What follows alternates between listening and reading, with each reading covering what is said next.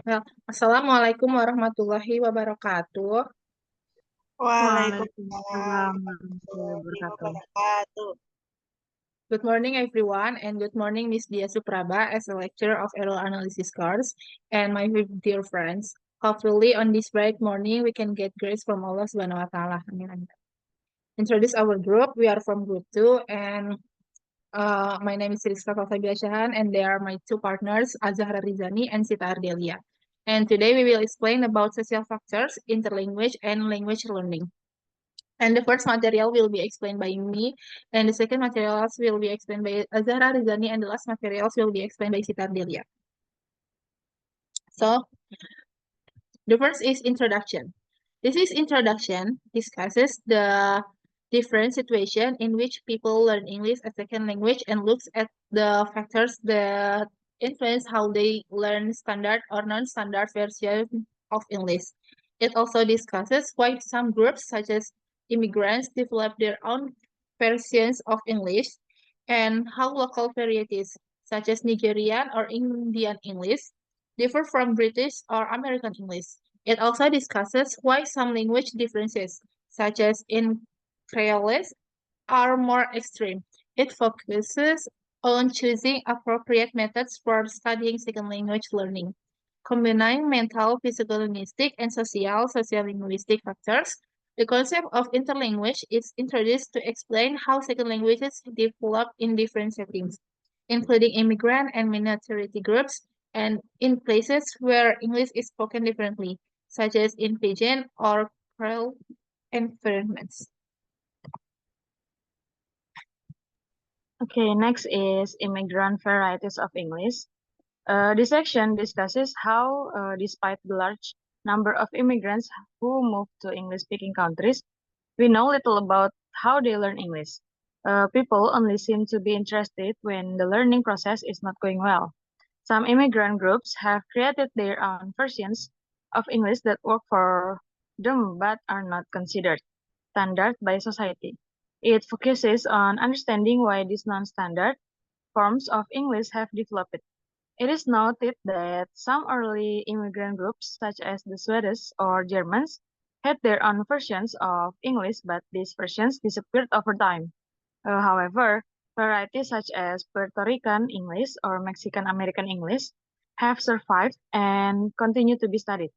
This section aims to explore the social and language related reason behind this unique form of English.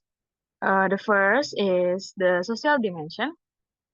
In this section, explains that whether immigrants retain their native language or learn English well depends on many factors, including where and how they live. Immigrants who live in isolated communities or face social and economic barriers often develop non-standard dialects of English.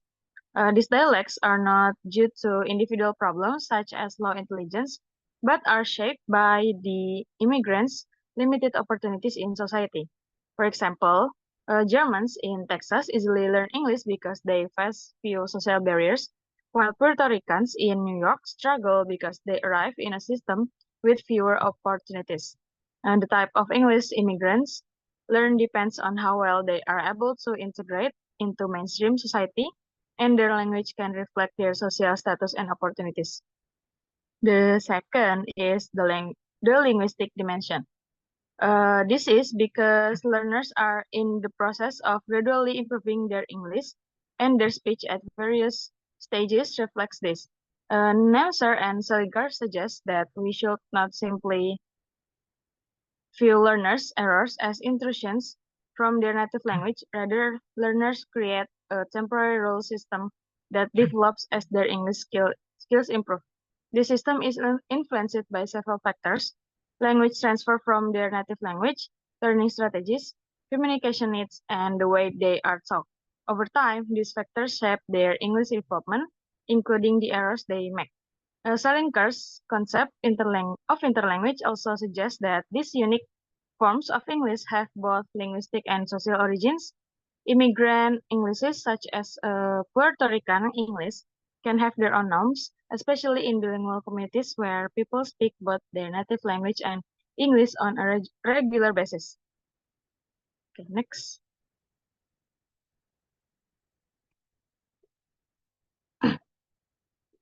Okay, next is indigenous minority varieties of English. In this point, discusses how immigrant and indigenous minority groups develop unique forms of English through language contact with dominant groups. When these communities learn English, they create interlanguages temporary systems that blend elements from their native language and English. These forms of English are influenced by social factors like status, power, and economic conditions. In some cases, this interlanguage becomes a permanent way of communicating within the community, shaping ethnic identity and group solidarity. This process is similar for various groups such as Mexican Americans, Native Americans, and Australian Aboriginals, where limited exposure to standard English leads to simplified versions of the language often used in informal settings. These simplified versions of English often result from social and economic marginalization, which affects language learning. Indigenous and minority children, for example, may struggle in school because their non-standard English is seen as a reflection of poor language skills or cultural deprivation. However, recent studies highlight that these dialects reflect complex social and linguistic realities where non-standard English serves as a tool for expressing group identity. Features like grammar, simplification, or language blending are common, and these dialects may evolve into stable forms of communication within these communities. More research is needed to understand the connection between these non-standard forms of English and the social conditions in which they arise. Okay, the next is Pidginization and Creolization. This chapter examines the processes of Pidginization and Creolization, where new languages develop in situation of social interaction between speakers of different languages. A pidgin emerges as a simplified language used for communication between groups without a common language, blend with grammar and vocabulary from different sources. When a pidgin becomes the native language of a community and grown in complexity, it becomes a creole. So, for the examples, include the English-based creoles of places such as Jamaica and Bahamas and Sierra Leone. These creoles exist alongside a variety of standard English, leading to a spectrum of languages used in the day societies. Some speakers may speak only Creole and some only standard English, and others may be bilingual. The shift to standard English often occurs as the speakers gain access to education and economic opportunities. This chapter also touches on the social and historical context of Pidgin and Creole language, particularly in colonial and post-colonial settings, where labor or slave populations developed this language under the domination of European colonizers. This process reflects the relationship between language, society, and power.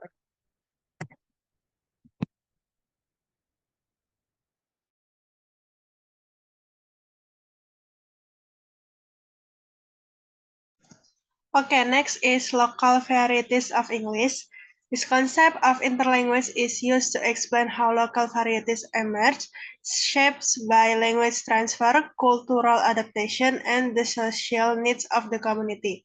For example, in West Africa, English provides a path to social mobility, while in India, English is used in courts and administration.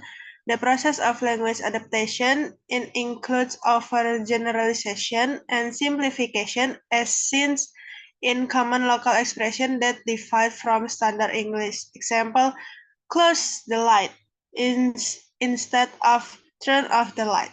These varieties reflect the sociocultural context of each region, blending English with local language and practice.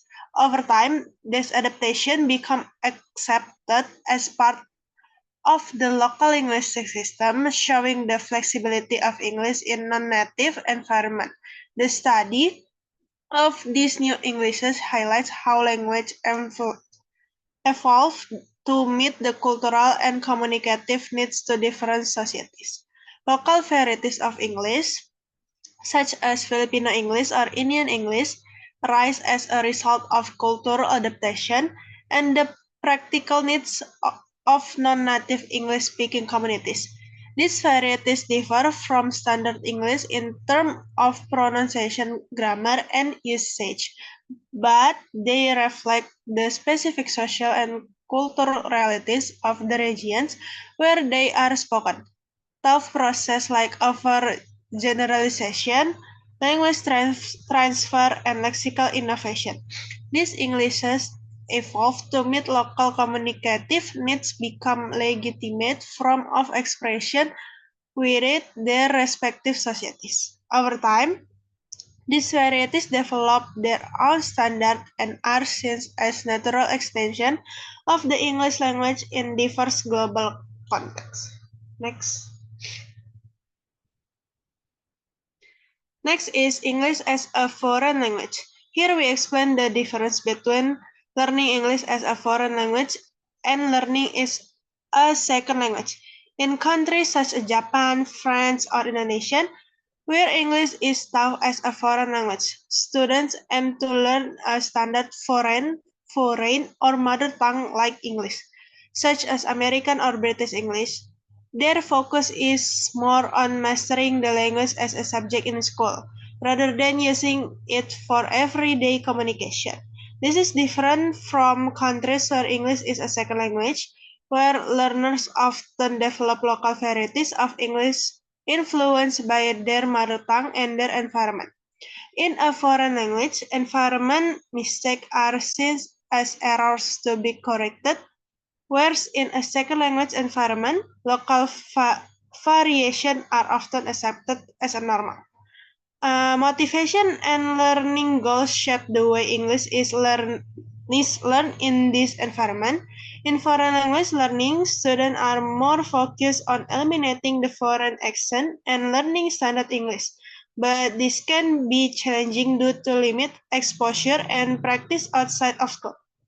These mistakes in learners' English are often caused by the way the language is taught in the classroom, such as taught drills or translation exercise.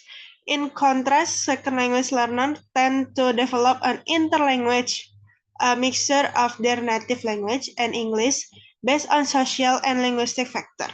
And this can become a stable form of communication within their community. The way learners process and use English varies depending on whether they are learning is a foreign language or a second language.